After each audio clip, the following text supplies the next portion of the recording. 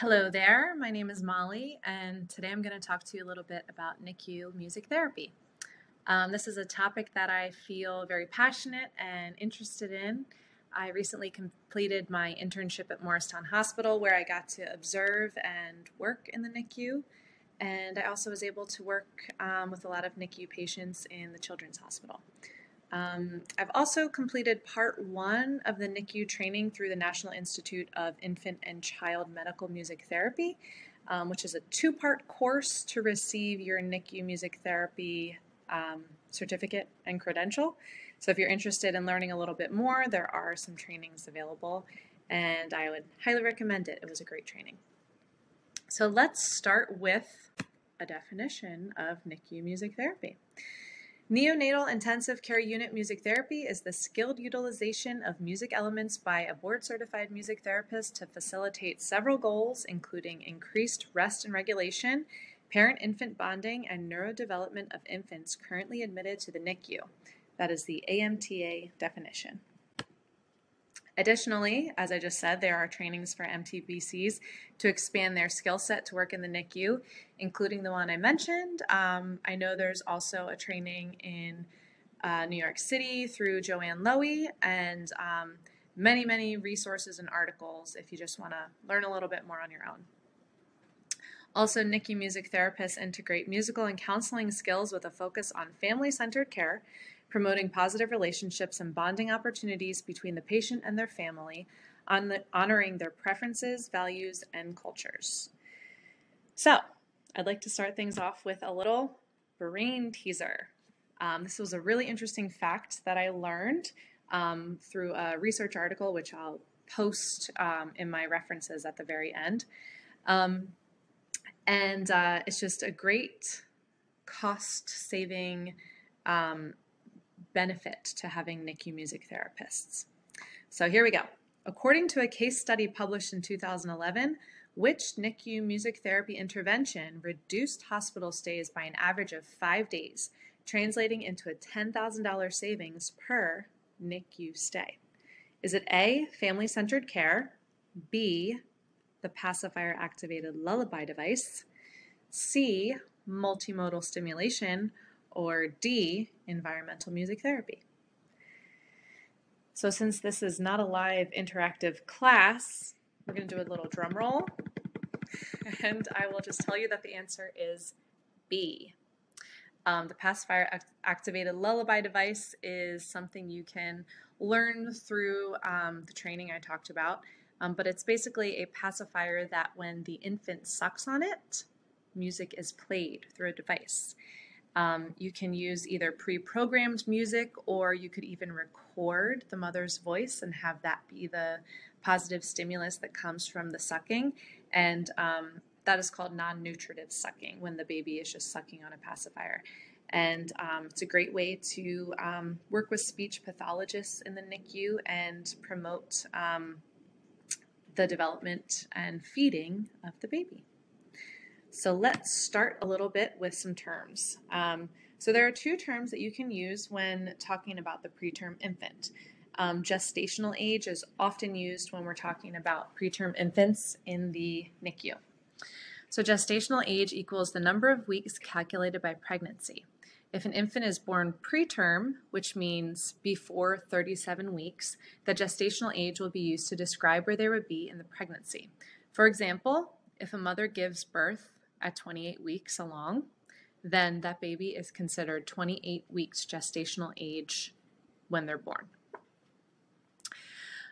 Corrected age, or chronological age, is the age calculated once the preterm infant reaches 40 weeks of life. So when they reach 40 weeks, they start from 0 to begin being able to track their developmental milestones. For example, corrected age would be 2 weeks old for a 42-week gestational infant. All right, let's talk a little bit about the NICU environment.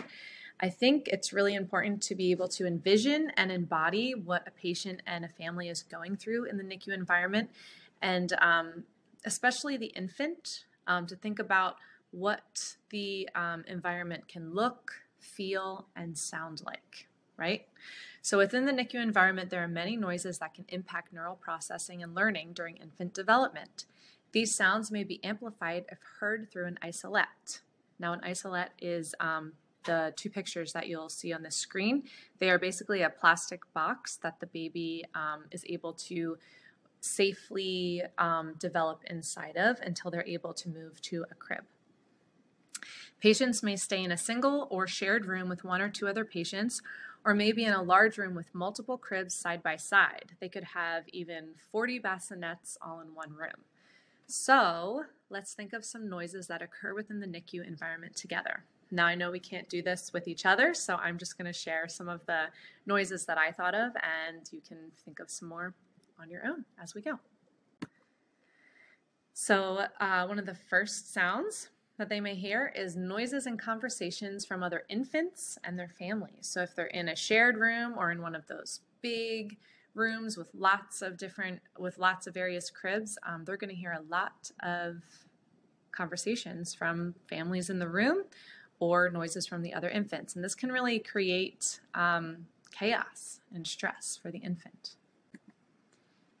How about slamming and closing of doors and cabinets? So maybe the medical team is in the room and they're getting out medical supplies and they are opening cabinets and accidentally slam them shut. This is an unexpected noise that the infant will hear, and they have no idea where it's coming from or even what it is. Phone ringers and text alerts from the staff and family can be really an invasive sound. Again, the infant has no idea who or where this is coming from. Cleaning staff. A lot of times within the NICU, the infants are put on isolation precautions. So those rooms have to be cleaned a lot. And think about maybe the staff drops a broom or drops a bottle or drops a cleaning supply. This can really create a startle response from the baby because, again, it could be a loud noise and they aren't able to predict it, and it just kind of comes out of nowhere, and it can be really loud. Medical equipment, monitors beeping, obviously. This might be a constant sound in the infant's life for long periods of time. How about staff talking loudly with each other? Maybe the staff gets along really well and they kind of get carried away and they're talking really loudly in the patient room. This is not promoting a calming environment for the infant, and it may be voices that the infant doesn't recognize. So within all of these sounds, I want you to also think about the fact that the infant might be in an isolette. So a plastic cube with all of these sounds coming inside of them, they can really be amplified. These ambient sounds are interpreted by the infant as unorganized, inconsistent, and uncontrolled noises. However, music therapists can provide a controlled stimulus of music by offering consistent and predictable organized patterns of melody, harmony, and form to support healthy brain development within the NICU setting. There are specific protocols for using music in the setting as to not cause any harm to the patient and their families. So one very important part of NICU music therapy is called family-centered care. So the music therapists' work in the NICU is not to replace the musicality of the family, but to learn their musical history and background and to really champion it. So within family-centered care, one of the first questions we want to ask ourselves is, who is the client? So it's not just the patient, it's not just the infant. It is their family, their support system, it is the whole family that surrounds them. So we want to learn about the family who is present and available and learn the preferred names of each of their roles and be sure to use them. Try to avoid using general terms such as parents as to not conflate the important roles of, for example, mom and dad. We want to be mindful and supportive of culture, LGBTQIA+ parents, surrogate parents, foster or adoptive parents, grandparents, siblings, and extended family members. I think it's really important to remember that there is no one way that a family should or will look. We really want to empower each individual family. The NICU can be an incredibly stressful environment for the caregivers, where they may experience a loss of control. They probably did not plan to have their infant in the NICU. They may have had plans to breastfeed or really wanted to provide skin-to-skin care upon childbirth, and these visions of bonding with their child were interrupted. We must be mindful of the caregivers and their feelings and emotions within the NICU environment and how these can impact the infant. So here's some questions we can ask ourselves or ask the family. So what social support system does the mother have? Do they have family that live far away? Are they a single parent? Who is around to help them? Do they have any other children, and do they have childcare available? If they don't have childcare available, then it's going to be very stressful for them to try to balance being in the NICU as often as they can and being home to care for their children. What is the physical and emotional state of the mom after childbirth? Did she just have a C-section and she's trying to get up and move around and do as much as she can? What does everything look like for her? Is there another parent or partner present or available, and how are they doing? Is that other partner just trying to hold it all together and they're trying to stay strong? And do they need an outlet to process what they are going through? Right, so these are some questions that we might want to ask ourselves. And keep in mind that as the music therapist, we may be one of the few professionals in the medical setting that are being mindful of all of these pieces and perspectives of the family. And we may be supporting their culture or supporting the language that they speak. And we are really trying to understand and validate their entire family experience. So for me personally, I think it's really important to keep these things in mind as a music therapist and to really try to support all of these elements of the family that I can. All right, so we're going to kind of finish things up today with one of the interventions that I learned about through my NICU music therapy training. This is kind of one of the interventions that you can start with a family because it's just kind of approachable and inviting, hopefully, to encourage the family to participate in musical bonding with their baby. So infants respond to mother's voice the most, but if the mother is not available, the next closest caregiver who is available is, of course, a wonderful option. We want to encourage the mother or caregiver available to sing to the infant if appropriate and possible.